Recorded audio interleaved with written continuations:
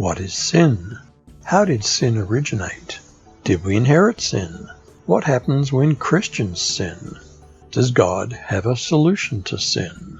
Our English word sin is a translation of many different words. The original meanings have much to teach us.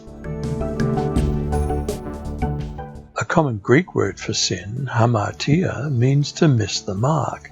Thus the study of sin is called hamartiology. How did sin enter the world? When Adam sinned, sin entered the world.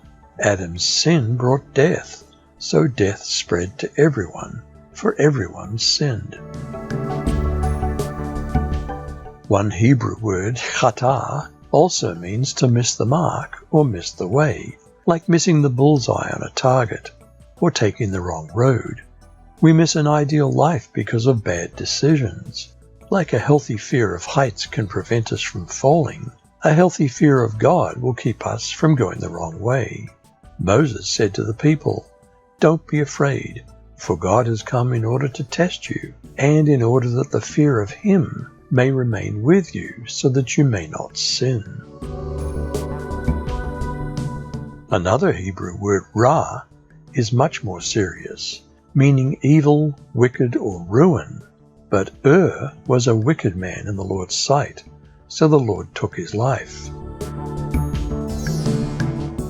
Some human actions are just plain evil, like murder and theft.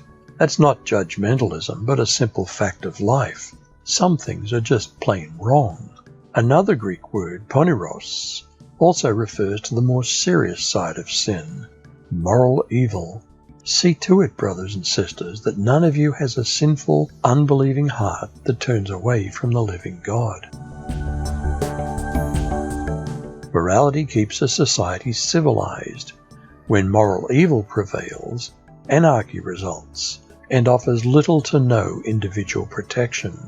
Another Hebrew word translated as sin, shagah, means going astray. Can we go astray by ignorance? But if you sin unintentionally and don't observe all these commandments that the Lord has spoken to Moses. Another Greek word describing sin is anomia, meaning lawlessness. Do Christians believe in anarchy? Everyone who sins breaks the law. In fact, sin is lawlessness. All free societies must balance the twin sides of freedom to and freedom from. Freedom to do what we want must be balanced by everyone's need to be free from harm. Can we be saved and continue to sin? What then? Shall we sin because we're not under the law, but under grace? God forbid. Who sets us free? So Christ has truly set us free. Now make sure that you stay free and don't get tied up again in slavery to the law. Why do some sinners say they're no longer sinners while others say they are? The word sinner has two meanings, depending on context. It can mean those still devoted to sin, who are one, preeminently sinful, especially wicked. In this sense, we're either categorized as saint or sinner. If it's hard for the righteous to be saved, what will become of the ungodly and the sinner? The word sinner can also mean, too, not free from sin. In this sense, all of us are sinners.